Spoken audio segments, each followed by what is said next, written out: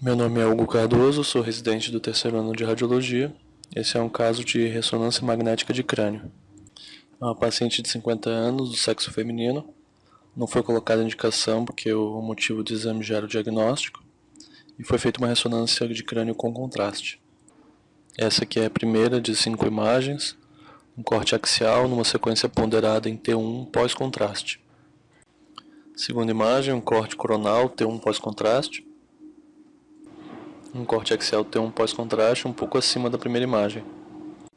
Esse é um corte axial oblíquo T1 pós, também um pouco mais cranial. A quinta e última imagem, um T1 pós, um corte sagital mediano. Então vamos passar de novo as mesmas imagens, agora mostrando os achados. Nesse corte a gente pode ver a impregnação do contraste do sétimo e oitavo pares cranianos, bilateralmente. Também tem um realce linear na superfície anterior da ponte. E, além disso, um foco de realce no hemisfério cerebelar direito. Aqui a mesma impregnação pelo gadolínio nos nervos acústicos, só que no corte coronal. Nessa imagem axial T1, dá para identificar uma impregnação pelo contraste dos nervos trigêmeos dos dois lados. Também tem uma linha fina, hiperintensa na superfície da ponte e também um pouco ao redor dos giros do lobo temporal.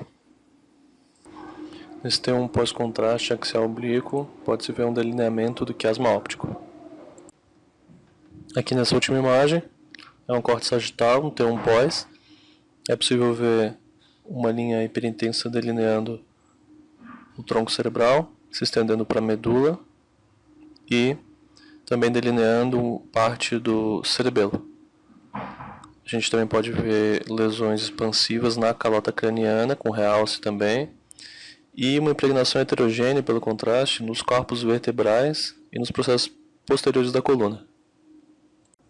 Então, basicamente, o que deu para ver foi um realce de padrão leptomeníngeo, com algumas lesões expansivas na calota, na coluna vertebral, e uma pequena lesão no hemisfério direito do cerebelo.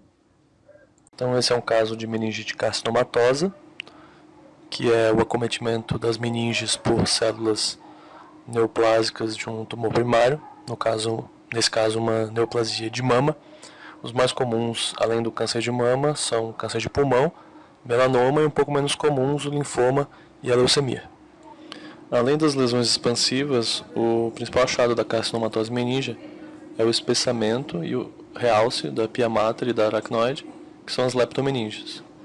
Quando tem impregnação das leptomeninges, pode também ter realce dos pares cranianos, geralmente do sétimo e do oitavo par, dos dois lados.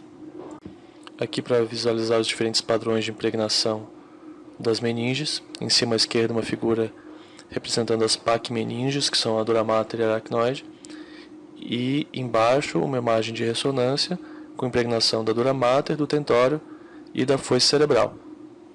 Na figura em cima à direita, um realce leptomeníngeo que delineia os sulcos e os giros cerebrais, e embaixo imagem de ressonância com um delineamento das folias cerebelares e dos giros cerebrais. O diagnóstico diferencial desse caso inclui, devido ao espessamento leptomeníngeo, meningite infecciosa, encefalite, sarcoidose também pode dar um espessamento das leptomeninges ou pacmeninges, e a síndrome de Sturge-Weber.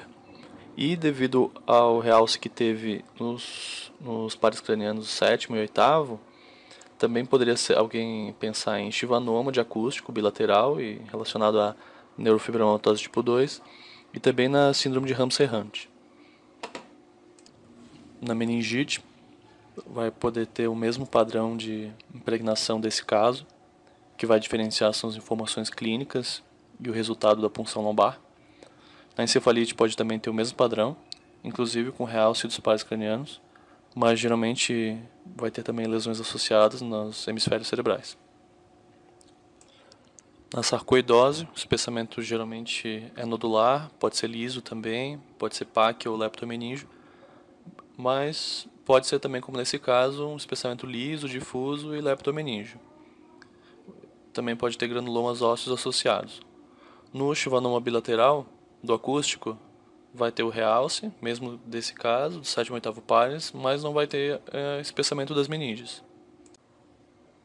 na síndrome de Hansen-Hunt, que é uma reação inflamatória ocasionada pelo vírus varicela zoster, do sétimo e oitavo pares, pode ter realce do nervo acústico, não vai ter realce das meninges e pode ter impregnação no labirinto.